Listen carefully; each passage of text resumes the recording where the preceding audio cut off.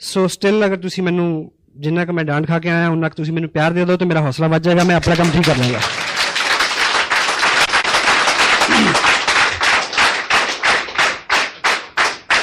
Thank you. इतना ज़्यादा भी नहीं कि मैं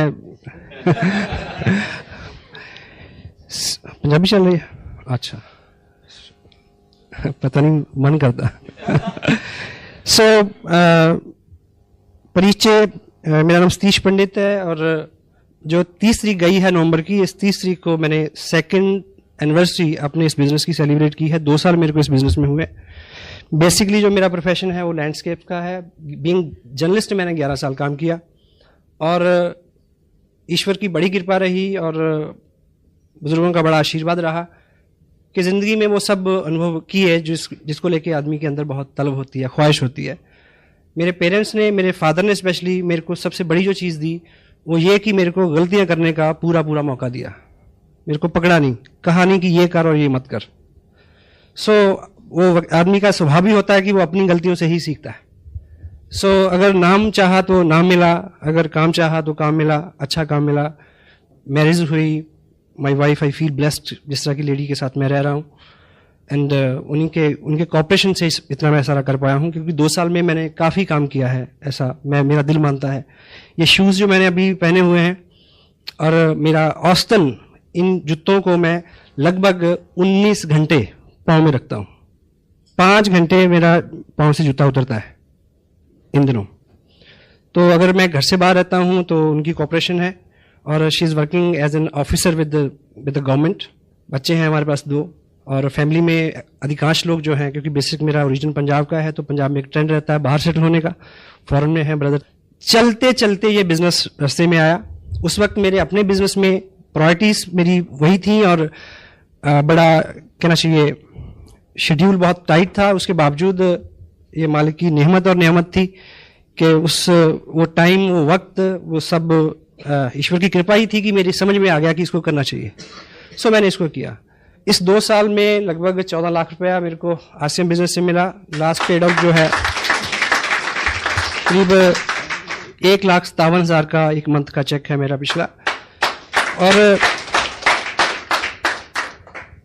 आज स्पेशली हम जो बात करेंगे उसमें 2 साल के अंदर कुछ जो मैंने सीखा है, अपलाइन से सीखा विद प्राउड। मेरे जो स्पॉन्सर हैं मिस्टर सुरेंद्र वत्स, उनकी पर्सनैलिटी ने मेरे को बहुत प्रभावित किया। मैं एक चीज़ आपको बताऊं, हर आदमी को एक वहम होता है कि वो बहुत अच्छा है ना, हेलो। लेकिन किसी भी व्यक्ति को ये बात तब समझ में आती है जब वो सच में किसी अच्छे आदमी के समक्ष खड़ा होता है, तब वो तुलना करता है कि मैं कहाँ हूँ। तो मैं बहुत बौना हूँ उनकी पर्सनैलिटी के आगे। और समटाइम लोग मेरे को ये बोलते हैं कि आप बहुत अच्छे हो। मेरा जवाब होता है कि आपको कोई अच्छा आदमी अभी नहीं मिला। That's why you are telling me. So I feel blessed. इस तरह की अप्लाई मेरे साथ है मुकेश जी कोठारी, जो बहुत बड़ा बिजनेस है उनका, बहुत बड़ी सपोर्ट है हमें उनकी। बागचंद जी छाबरा, कैलाश जी और स्पेशली त्रिलोक जी की जो मार्गदर्शन है उनका। और ये परिकल्पना इतनी ठोस, वो उन्हीं की देन है। तो इन सब लोगों की मदद के साथ और हिंदुस्तान भर में लगभग 25 स्टेट, 700 से ज़्यादा पिकअप सेंटर और 125 से ज़्यादा प्रोडक्ट और हज़ारों डॉक्टर गगनदीप जैसे जुझारू लीडर, इन सब के साथ हम इस कार्यक्रम को बहुत आगे बढ़ा रहे हैं। और आने वाले जो 2 साल का जो ग्राफ है इस बिज़नेस का, वो हम सब की आकांक्षाओं से, उम्मीदों से बहुत अच्छा होने वाला है। कभी इस टॉपिक पे डिटेल में बात करेंगे। और आप इस बिज़नेस में आ गए। इस बिज़नेस में काम करते करते ऐसी 7 चीज़ें मैंने पाई हैं, ऐसे 7 सेंसिटिव पॉइंट मैंने पाए हैं जो हमारी प्रायोरिटीज़ होनी चाहिए, टॉप प्रायोरिटीज़। अगर हम उन 7 चीज़ों को प्रायोरिटी के साथ करेंगे, जो जब वो दिन आए तो तब हमारा फोकस क्या हो। यदि इस चीज़ पे हमारा फोकस रहे और उस चीज़ को हम पूरी शिद्दत के साथ, पूरी तवज्जो के साथ अगर कर पाएंगे, तो बीच का टाइम अगर कहीं आदमी कुछ काम कम भी करता है तो चल सकता है। वो 7 पॉइंट है जिसको मैंने टाइटल दिया है 7 सेंसिटिव डेज। हिंदी में आप इसको बोल सकते हैं ताकि याद रहे, वो 7 दिन। हेलो, ठीक है। तो पहला जो दिन है, जो जब आपकी जिंदगी में आए कुछ लोगों की आने वाला है, कुछ लोगों के आ चुका है। वो दिन बहुत महत्वपूर्ण है जब आप इस बिजनेस का पर्चा साइन करते हैं।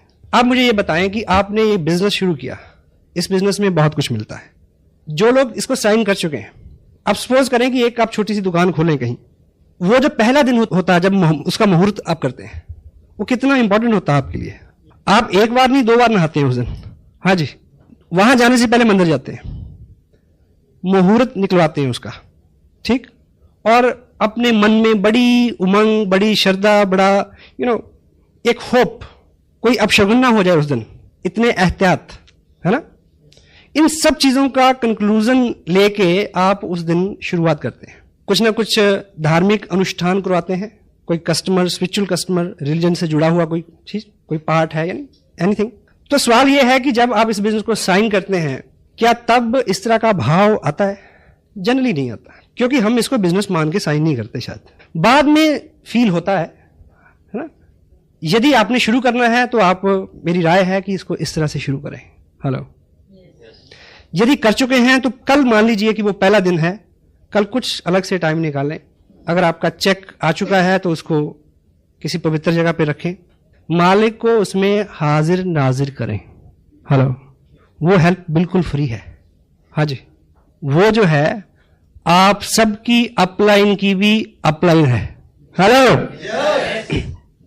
एक पिक्चर में एक डायलॉग था, एक प्रभावशाली जो बिजनेसमैन है वो अपने बेटे को बोलता है कि आज की दुनिया में ऐसा ब्ला ब्ला करने के लिए सबके स्विच अपने हाथ में रखने पड़ते हैं। हाँ जी, और वो आगे से जवाब देता है कि एक मेन स्विच है जो उसके पास है, यदि उसने ऊपर कर दिया हेलो, आपकी ऊर्जा, आपकी शक्ति, आपकी ताकत, आपकी अकल, नॉलेज, कुव्वत, सब आपको मुबारक हो, लेकिन मेन स्विच है कहीं। हेलो, ठीक है। तो इस तरह का भाव लें, इस तरह का संकल्प करें, उस मालिक को हाजिर करें उसमें, ठीक है। तो एक अच्छी शुरुआत। हाँ जी, ठीक है। क्योंकि ट्रेडिशनल काम में बड़ा हम करते हैं कि ऐसा ना हो जाए, वो आगे नींबू टांगते हैं कुछ लोग, या परांधी टांग देते हैं, परांधी टांग के नहीं घूमना कल से। हेलो, सो इस तरह का कुछ, आप सहमत है? अगर आप इस तरह का करके शुरू करोगे तो आपको हर वक्त पे वो याद आता रहेगा। हेलो, जब भी मुश्किल आएगी वो याद आएगा, me and God can do wonder. Hello, me and God, हम दो मिलके कमाल कर सकते हैं, ठीक है। तो वो दूसरा जो है वो आपके साथ हर वक्त हो, वो है। लेकिन अगर आप ग्रेटिट्यूड के साथ उसको साथ रखेंगे, आभार व्यक्त करते हुए हर वक्त, तो उसकी कृपा निश्चित रूप से ज्यादा बरसेगी आपके ऊपर, ठीक है। पहला दिन। सेकंड, दूसरा जो सेंसिटिव दिन आपके बिजनेस में होगा वो हर महीने में एक बार आता है, जब आपके बिजनेस की क्लोजिंग होती है, जिस दिन आप सारा बिजनेस कलेक्ट करके पोस्ट करते हैं भीड़भाड़ा के लिए। बहुत इंपॉर्टेंट दिन होता है। सभी, सारा बिजनेस कलेक्ट हो ठीक से, सारा चेक हो, उसमें कोई त्रुटि तो नहीं, गलती तो नहीं, ठीक, उसकी फोटोकॉपीज करवाएं, पीछे आपके पास रिकॉर्ड हो, कोरियर गुम हो गया तो क्या होगा। हेलो जी। और जब आपका ग्रुप बड़ा हो तो बड़े ग्रुप में जहां पे अभी नए सीखने वाले लोग हैं, उस डेट को आपका वहां होना जरूरी है। हाँ जी, मैं हर महीने प्लान करता हूं कि मुझे 8 तारीख को कहां होना है, एवरी मंथ। अगले मंथ का मेरे को भी इसे पता है। अभी देहरादून में मेरा बिजनेस है, 1 लाख का बिजनेस 40 लाख से ज्यादा है। वहां जो पहला एक्टिव आदमी है, उसके ऊपर एक व्यक्ति है, वो एक्टिव नहीं थे 2 साल से। अब उन्होंने एक्टिविटी करनी शुरू कर दी, 5, 7, 10 हजार का बिजनेस किया। मैं वहां गया उनको बताने की क्लोजिंग प्लेसमेंट कैसे होती है। यानी उस ग्रुप में 5,000 का बिजनेस बढ़े, इनकम से कोई सरोकार नहीं इसका, पर I am the only person between he and me, we are 2 person only. I went over there, I came back Delhi, वहां कुछ ऐसी एक्टिविटीज थी। 8-9 तारीख का ये शेड्यूल, इस तरह से मैंने एवरी मंथ क्लोजिंग से कंसर्न जितने भी जरूरी काम है, आपकी एक्टिव अपलाइन आपको बता सकती है। बहुत बार किसी अच्छे आने वाले भावी लीडर का आप वहीं पे फ्यूचर चौपट कर सकते हैं, इस त्रुटि के बारे, ये गलती ना हो। हर महीने की क्लोजिंग में आपको पता हो मुझे कहाँ होना है, क्या करना है, और जहां पे आप क्लोजिंग करा रहे हैं वहां पे उन लोगों के साथ डिस्कस करो कि इसको ऊपर, इसको नीचे, दाएं बाएं, आगे पीछे, क्यों, वाई, सिखाना है। Hello, got it. थर्ड, तीसरा सेंसिटिव महत्वपूर्ण दिन जो है वो आपके बिजनेस में होगा। हर मंथ में आपने बिजनेस भेज दिया, उसके बाद एक डेट होती है जिस दिन बिजनेस फाइनल होता है, भीलवाड़ा कंप्यूटर में सारा फीड होता है, फाइनल होता है उस दिन तक आप असेस करें कि किस व्यक्ति का चेक बनना था, सारा बिजनेस सबमिट हो गया या नहीं हो गया, कोई त्रुटि के कारण कोई ब्रेक ट्री में तो नहीं पड़ा, किसी का टारगेट रह रहा है 200 रुपए की शॉपिंग अगर हो जाए तो उसको चेक कर सकता है, ब्ला ब्ला ब्ला। बहुत इंपॉर्टेंट, संपर्क में रहे आप नए लोगों के, ये हर मंथ में आने वाले दिन है। Fourth one is big event. जब कोई बड़ा सेमिनार आता है, इस बिजनेस की या कोई चीज, इस बिजनेस की कला है जो, या इस बिजनेस को बढ़ने के लिए 80% कोई एक चीज अगर कारण है तो है बड़ा फंक्शन, बिग इवेंट। कोई बड़ा सेमिनार आने वाला है, उसमें आपने क्या क्या करना है, उसकी तैयारी में आप कितने मुस्तैद हैं।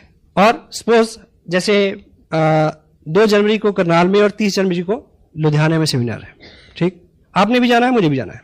आपने कहां से चलना है, किसको लेके चलना है, कैसे पहुंचना है, इस सारे की प्लानिंग, आपकी टीम कहां कहां से आएगी, किस किस साधन से आएगी, कितना रास्ता है, वो सब चीजें वेल मैनेज्ड, शेड्यूल्ड शुरू में खुद करना पड़ता है। देखिए किसी भी व्यक्ति को, आज यहां बहुत सारे लोग जो डिस्ट्रीब्यूटर हैं स्पेशली, उनको कोई बुलाने नहीं गया, वो अपने आप आए।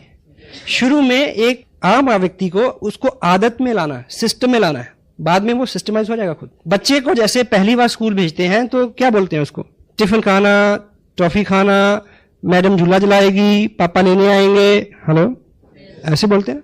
तब भी कभी जाता है, कभी नहीं जाता है। लेकिन जब वो सिस्टम में आ जाता है, बड़ा हो जाता है, फिर उसको पता होता है कि आज काम नहीं किया, मैडम भी पीटेगी और मम्मी भी पीटेगी, तब भी जाता है। Hello, systemised. एक बड़ा सेमिनार और उसके लिए किया हुआ आपका पूरे बल से एक प्रयास आपकी जिंदगी की सारी मुश्किलें हल कर सकता है। मुझे याद है शायद 17 जनवरी की 2 साल पहले की बात है, इसी हॉल में मेरी एक मीटिंग थी 16 जनवरी को, और देहरादून में 3 दिन फील्ड वर्क करके आया था, और उन्होंने मेरे को आश्वस्त किया कि 3 कॉलेज लेके आएंगे। कितनी? 3, लगभग 25-30 लोग। मैं क्या बिजनेस चल गया भाई, अगर पहला ही प्रयास था मेरा, अभी 1 महीना भी नहीं हुआ था। तो 3 दिन रह के मैं 15 तारीख को इधर आया। 15 को आके मैंने शाम को फोन किया, कहते जी 3 तो नहीं, 2 पक्का, 2 जरूर आएंगी। मैं कहा चलो 2 भी बुरी नहीं है। अगले दिन फोन किया कि 2 तो नहीं, 1 जरूर, पर 1 जो है ना वो खास लोगों की आएगी, बढ़िया। मैं कहा चलो 1 ही ठीक है। 16 तारीख मैंने यहाँ मीटिंग की, और मीटिंग जैसे खत्म हुई 9 बजे 10 बजे मैंने फिर फोन किया, कहते कि ऐसा है कि वर्मा जी का भैंस जो है वो ठीक है, शर्मा जी की इस तरह के बहाने। हाँ, फिर ऐसा करते हैं कि मेरे वाली जो कार है उसमें 3 लोग आ जाएंगे, मेरे को मिला के 4। एनीवे, मैंने फिर 11:30 बजे फोन किया, तब मेरा परमानेंट स्टे था चंडीगढ़ में। मैंने फोन किया तो पता चला कि 100 घंटे बाद कि वो ऐसा है जी, वो वैसा है। अब वो मारुति भी आते आते रुक गई। अब मुझे पता था कि स्कूटर तो आ नहीं सकता, तो फिर लास्ट में उस व्यक्ति ने एक बोला कि ऐसा है कि अब साथ तो कोई है नहीं। फिर मैं सोचता हूँ कि मैं भी फिर अगली बारी सही, सवेरे बिटिया का पेपर भी है, ठीक है। ये रिजल्ट हो गया 11:30 बजे रात को। सुबह फंक्शन कहाँ? पानीपत रोड, धर्मशाला। मैंने सोचा कि मुझे क्या करना चाहिए। मैंने खाना खाया इधर ही, ये नागपाल रेस्टोरेंट है ना, खाना खा के खाते खाते मैंने सोचा कि अब तुरंत क्या करना है, यहाँ से भी कुछ लोगों ने जाना था। एनीवे, मैंने क्या किया कि ट्रिब्यून में कुछ वाकफियत है, मैं ठीक 12 बजे ट्रिब्यून पहुंच गया। वहां पूछा, वो पता चला कि 1:30 बजे वो गाड़ी जाती है जो देहरादून अखबार छोड़ती है। देहरादून बैठा उसमें, 4:45 बजे उस गाड़ी ने मेरे को देहरादून घंटाघर उतार दिया। मैंने वहां जाके फोन किया, उस व्यक्ति को लगा, उसने इस तरह से जवाब दिया, हाँ आप हो आओ, हम फिर अगली बार देखेंगे। उसको लगा कि चंडीगढ़ से बोल रहा है। मैंने बोला कि घंटाघर से बोल रहा हूं, आ जाओ, अब निकल गए। मैं वहां रुका 2 घंटे, 1 कॉलेज, 1 मारुति कार में लेके आया। केवल 22 महीने 50 लाख का बिजनेस है, 4 टेक्निकल, 15 रॉयल्टी। हाँ जी, 1 बड़ा फंक्शन, और उस पे आपकी मुस्तैदी, उस पे आपका किया हुआ ठीक काम। जब कोई बड़ा फंक्शन आता है तब आपको क्या करना है, डिटेल में बहुत सारी चीजें इस पे डिस्कस हो सकती हैं। अगर आप ये पॉइंट अपने दिमाग में रखोगे तो आपका दिमाग आपको आइडिया देगा, नए आइडिया देगा। लुधियाना अगर फंक्शन हो रहा है और आप उतावले हैं अमृतसर में बिजनेस करने के, अमृतसर वाले व्यक्ति को लुधियाना बुलाओ, देन फिर अमृतसर जाओ। ऐसे में जो भी चीजें हैं, करनाल में फंक्शन है, उस फंक्शन में किन नए लोगों को मैंने बुलाना है, मेरे पास लिस्ट है उनकी। लुधियाना में किन नए लोगों को बुलाना है, किसको लेके जाना है, मेरे पास लिस्ट है। एक अपनी डायरी में हॉट लिस्ट रखें हर वक्त, हॉट लिस्ट। किन लोगों को रेगुलर फोन करने हैं, किन लोगों को फॉलो करना है, और इस मंथ की प्रायोरिटीज क्या है। अब मैं पर्सनली बहुत सारे लोगों को स्पॉन्सर नहीं कर सकता, इवन दो। Next 5th one, counselling date, आपकी अपलाइन हो सकता है बहुत बिजी हो, बहुत बिजी, और मे बी आपको उनके साथ बैठने का टाइम ना मिले उनकी वजह से। पर अगर 1 महीना 40 दिन के अंदर आप seriously, dam serious, cross the table, 1-on-1, 2 घंटे 1 घंटा सीरियसली अपने बिजनेस को डिस्कस नहीं करते, तो ये आपकी गलती है। Counselling date very important. मेरा शेड्यूल बिजी रहता है, वसा का भी रहता है। ऐसा बहुत बार हुआ कि वो एक पर्टिकुलर रूट से जा रहे हैं और एक पर्टिकुलर रूट से उन्होंने ट्रेन चेंज करनी है, मैं उस स्टेशन पे पहुंच गया, वहां उनके साथ घंटा बात की। कभी ऐसा हुआ कि वो अंबाला से ट्रेन पकड़ रहे हैं दिल्ली की, उनके पास भी टाइम नहीं है, मेरी भी दिक्कतें हैं, और मैंने टिकट लिया दिल्ली का रेलवे स्टेशन, उनके साथ ट्रैवल किया 3 घंटे, बात की, वहां से दूसरी ट्रेन पकड़ के वापस आ गया। It's my job, it's my business, इससे मेरे को फायदा होना है। Counselling date very serious. उनके सामने अपना बिजनेस ड्रॉ करके रखें और उनकी सलाह लें, ये मायने है इसका। अपना शेड्यूल उनको नोट कराएं, ठीक है, उनका वो शेड्यूल जो आपको उन्होंने अलॉट करना है उसकी चर्चा करें। शुरू में नहीं पता होता हमें कि मीटिंग कहाँ हो तो ज़्यादा फायदा हो, लेकिन ये आपको बार बार सिटिंग के बाद इस बात का नॉलेज हो जाएगा। 6th one is very important, when the right person comes. आपका बिजनेस तब उठेगा, आप काम कर रहे हैं, लोग आ रहे हैं, ज्वाइन हो रहे हैं, एक्टिविटीज हो रही हैं, सब हो रहा है, उसमें एक्चुअली उठाव तब आएगा जब सही किस्म का व्यक्ति आपके बिजनेस में साइन करेगा। जिंदगी हो या ये बिजनेस, इसमें तब उठाव आता है जब इसमें क्वालिटी पीपल आते हैं। कौन? Quality people. क्वालिटी पीपल जो है वो, ये बिजनेस हो या जिंदगी, उसमें आते तो हैं पर हमारी कुपात्रता के चलते ठहरते नहीं हैं। अपनी पात्रता को हम बढ़ाएं, अच्छा करें।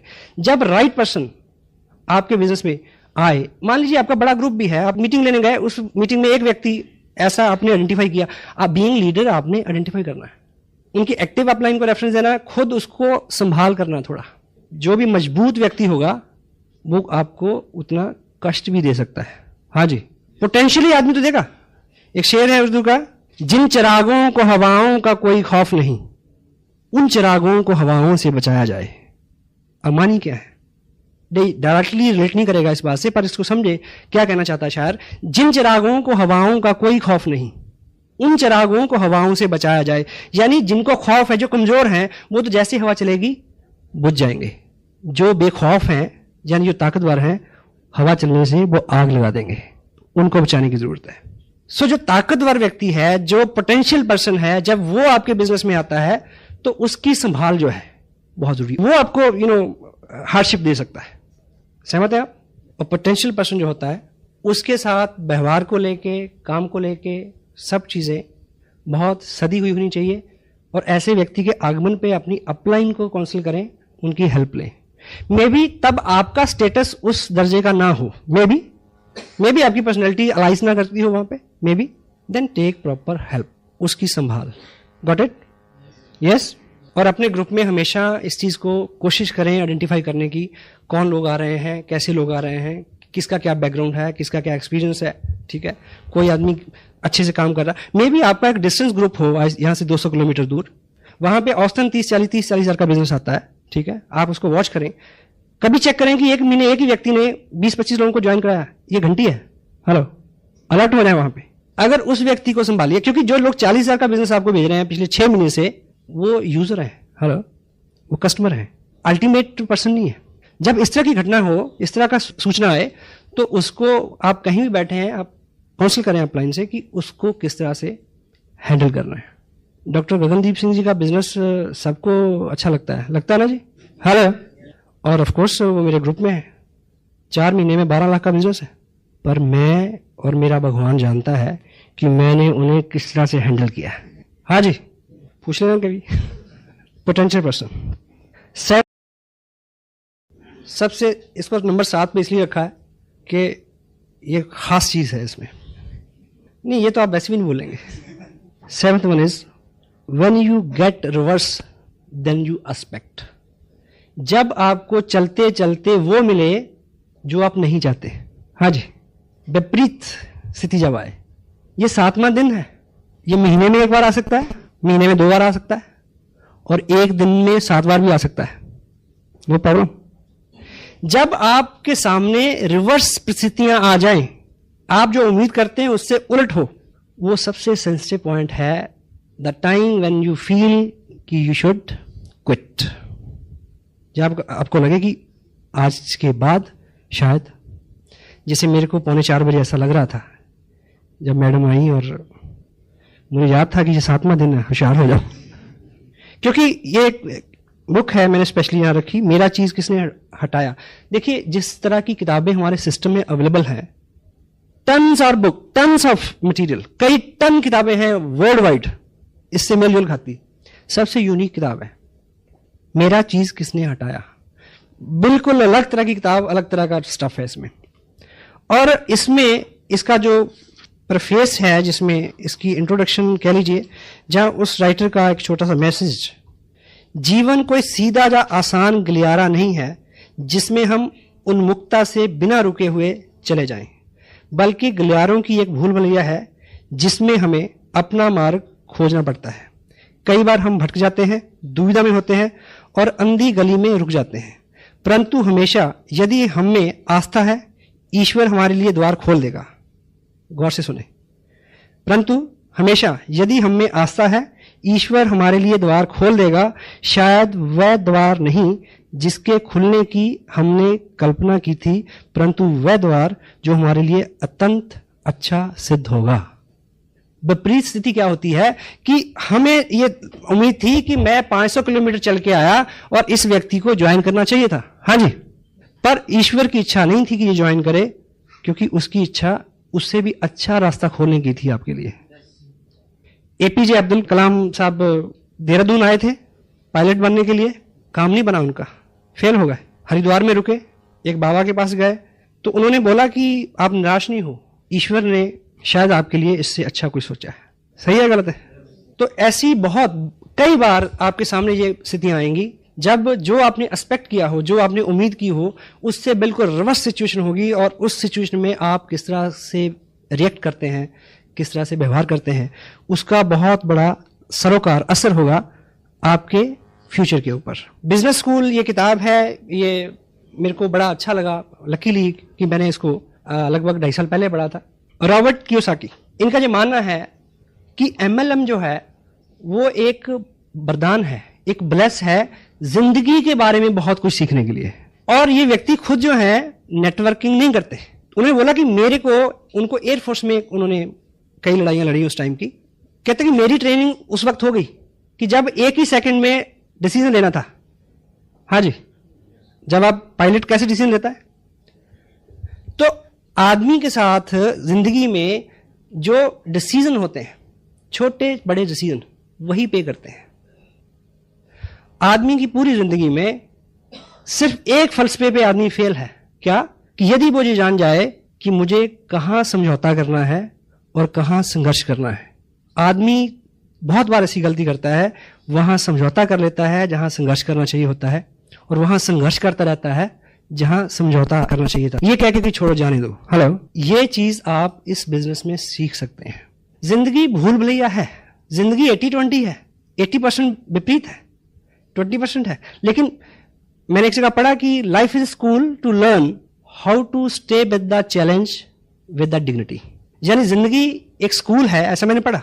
लाइफ एक स्कूल की तरह है जिसमें हमें यह सीखना है कि इज्जत के साथ, आत्मसम्मान के साथ, चैलेंज, विपरीत स्थितियां, उनके साथ किस तरह से रहा जाए, क्योंकि चैलेंज तो दूर हो नहीं सकता।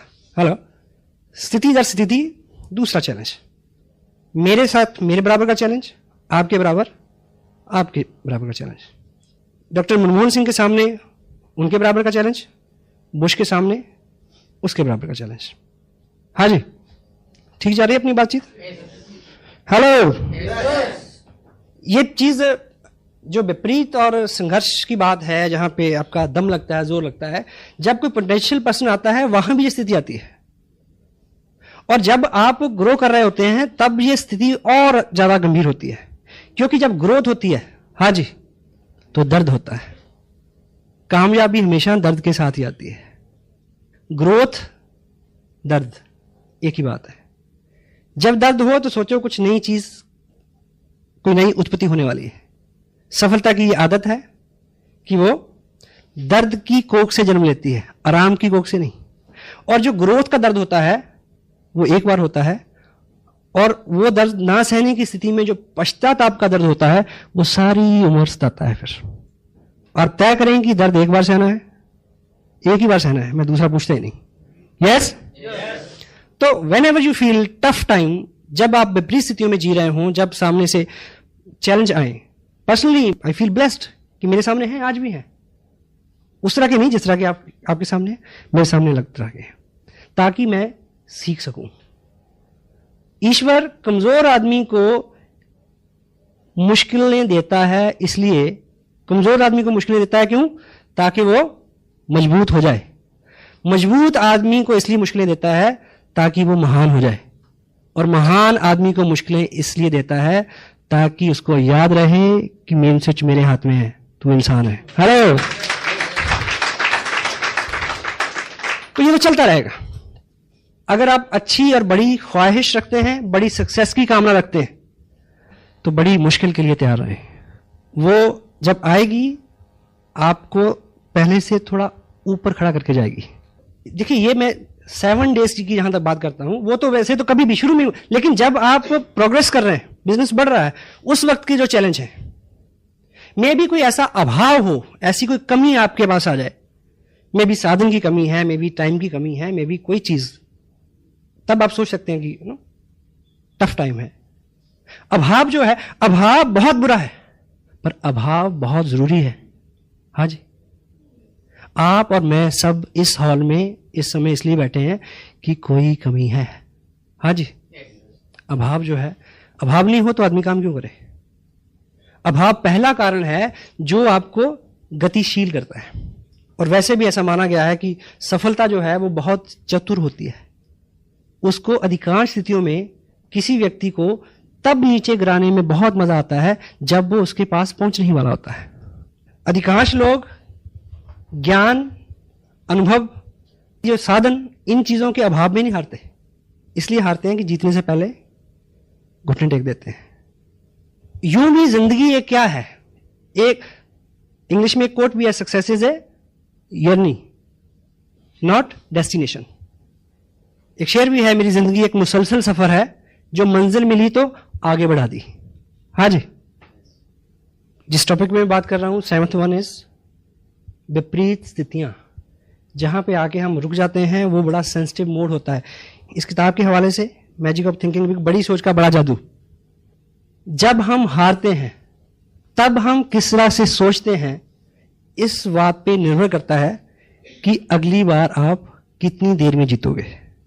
हाँ जी, विपरीत स्थिति में जो हमारे रिएक्शंस हैं, जो हमारे कमेंट्स हैं, जिस तरह से हम जो डिसीजन हम लें, जो हम विचार दिमाग में लाएं, उसके वो सारी चीज तभी क्लियर हो जाएगी, तभी तय हो जाएगी कि अगली बार आपने कितनी देर में जीतना है।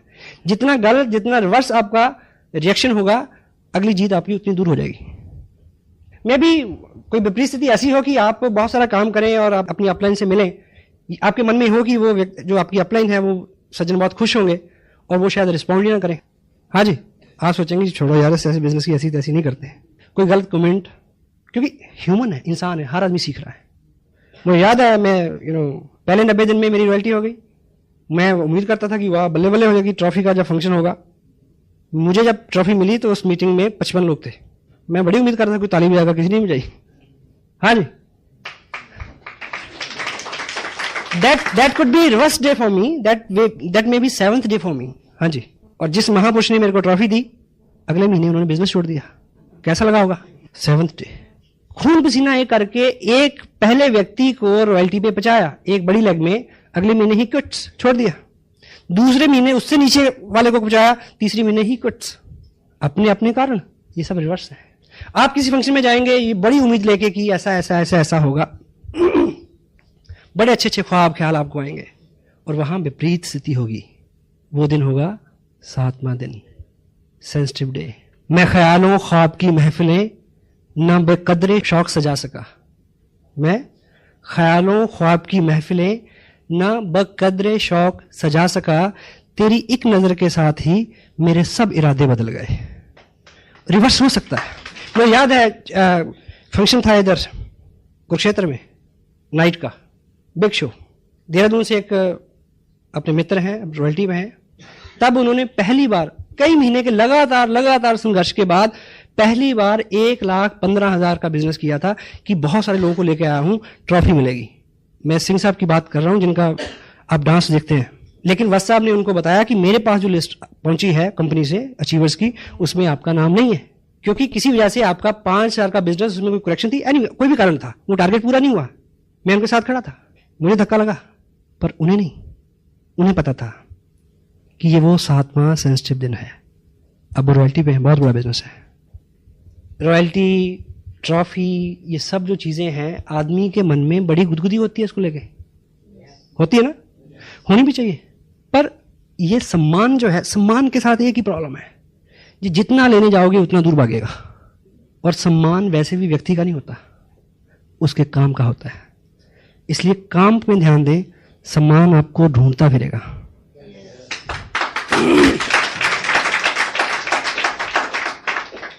और ये चीज़ों में भी आप किसी ऐसे फंक्शन में जाएं, देखिए मैं आज जहां हूं, मुझे आप लोगों ने जिस तरह से रिसीव किया, जिस तरह से एस्कॉर्ट किया, जिस तरह से वेलकम किया, गुड फीलिंग, ऑन टॉप। अभी मेरा जो कमिंग मंथ में जनवरी में शेड्यूल है, 5 दिन में 6 मीटिंग है और 4 स्टेट कवर होंगे, शायद गुजरात, महाराष्ट्र, कर्नाटक और आंध्र प्रदेश। मुझे पता है 500 से लेकर 1500 लोगों की गैदरिंग किस तरह से वो मेरे को एस्कॉर्ट करेंगे। अब अगले ही दिन शायद मैं दिल्ली आऊं, दिल्ली में एक फंक्शन हो रहा है, मेरे कुछ नए लोग हैं, मैं सोचूं कि उनको लेकर मैं फंक्शन में जाऊं, और उस फंक्शन में क्या होगा मेरे साथ, शायद मेरे को 2 मिनट के लिए भी कोई माइक ना दे, मुझे वहां 3 घंटे बैठ के ताली बजानी है। I know the system, you must know it. कभी आप कुछ उम्मीद करके जाएं, आगे से आपको रिवर्स मिले। जिंदगी में ऐसे बहुत मौके आते हैं जब खाना भी होगा, भूख भी होगी, खाने की इजाजत नहीं होगी। जिंदगी ऐसे मुकाम पे, ऐसे मरहले पे, ऐसे चौराहे पे आपको कभी खड़ा कर सकती है जब खुशी तो मिले पर हंसने की इजाजत ना हो, जब गम तो मिले हमराज ना हो, कह ना सके दिल का हाल ना पूछ जुबां से, दिल के अंदर आगे देख। आपको इजाजत नहीं होगी कि आप किसी को कह दे। होता है ऐसा? हाँ जी, टफ टाइम।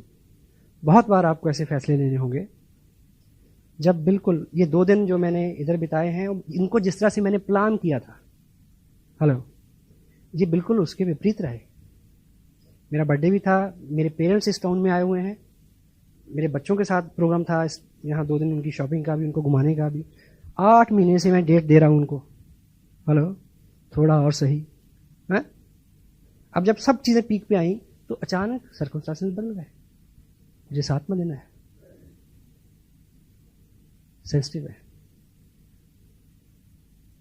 कभी किसी के आने से, कभी किसी के जाने से, कभी किसी घटना से, कभी कई तरह के हालात आपके सामने आएंगे। अभी एक घटना घटी अपना गढ़वाल में, जो श्रीनगर है उसके पास एक बिजनेस है काफ़ी, वहाँ से बिजनेस सबमिट किया गया।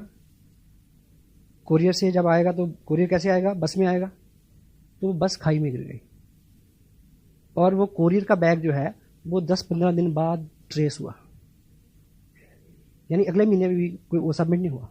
अब मुझे ये देखिए कि जिस व्यक्ति ने इतनी दूर जाके वो बिजनेस बिल्ड किया होगा और उस वजह से जितने चेक आने वाले थे और उस वजह से जिस व्यक्ति को रॉयल्टी पे पहुंचना था, कैसा रहा होगा 7th डे। बहुत बार आप बहुत ट्रैवल करके कहीं जाएंगे तो वहां पहुंचते ही 7वां दिन आपका इंतजार कर रहा होगा कि तुम्हें तो बुलाया इसलिए था कि तेरे को ये दिखाना था।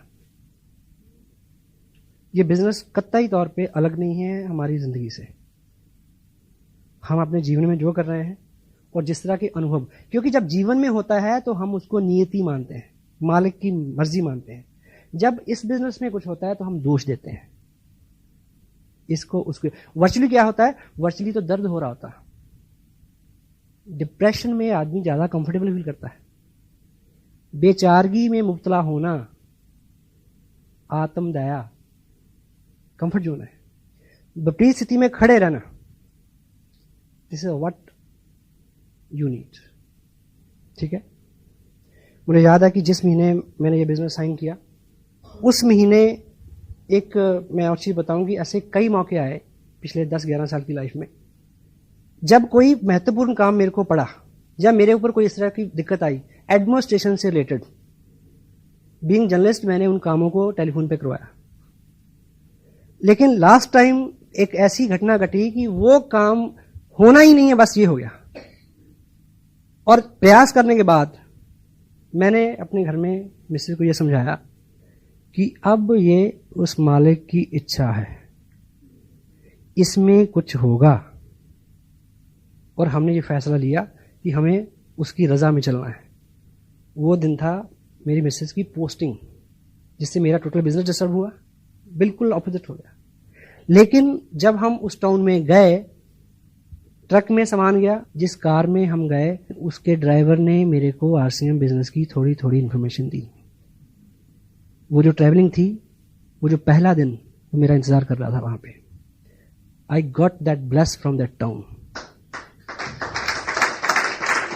वहां जाके सामान रखा, घर की जो इनिशियल जरूरतें पूरी होती हैं, दूध वाला, कपड़े वाला, धोबी, ये वो ब्ला ब्ला, राशन की दुकान, वो फंडामेंटली सारे काम करके मैं तो चंडीगढ़ में रहता था।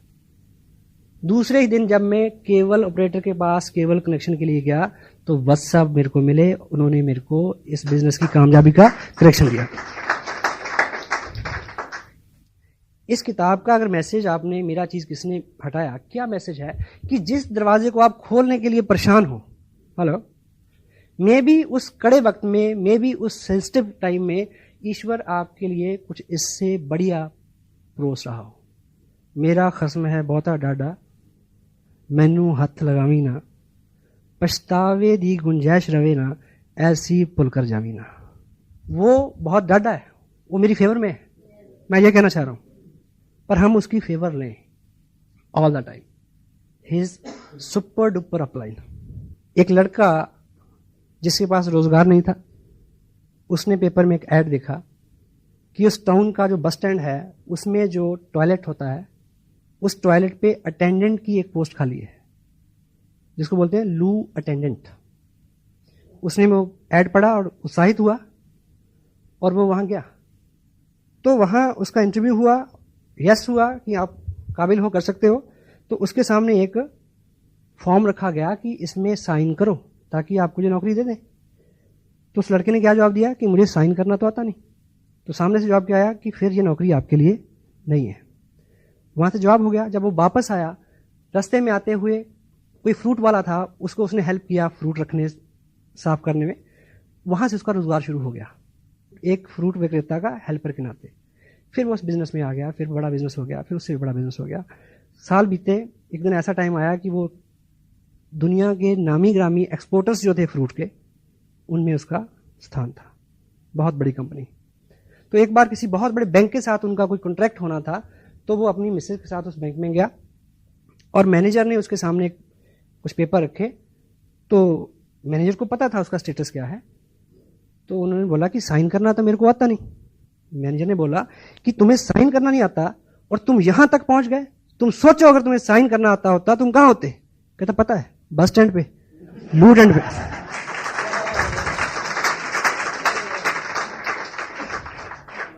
So what wrong we are keeping, which tough time we are keeping, which hardship we are keeping, that is God's bless. This is His will. और जब उसकी खुशी है तो हमें खुश रहना चाहिए। God bless you. Thank you very much.